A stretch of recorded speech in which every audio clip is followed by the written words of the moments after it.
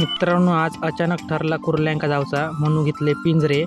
पिंजऱ्यात बांधले आतडे आणि ते घेऊन गेले मग नदीवर पोचलंय. पहिलं पिंजरं टाकलंय, मग दुसरं पिंजरं टाकलंय आणि तिसरं पिंजरं टाकलंय हय आणि निघालंय घराक. मग 2 दिवसानंतर गेले ते मी उचलू. पहिलं पिंजरं उचलून बघलंय तर त्याच्यात गावली एक कुर्ली.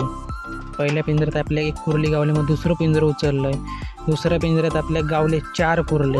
4 कुर्ले बघून मी झाले खुश आणि गेले तिसरं पिंजरं उचलू.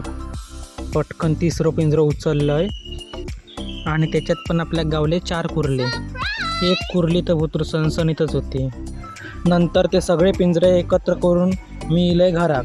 पण सगळे कुर्ले काढले मी एका भांड्यात आणि मग ते पेंदून दिले रसो करू.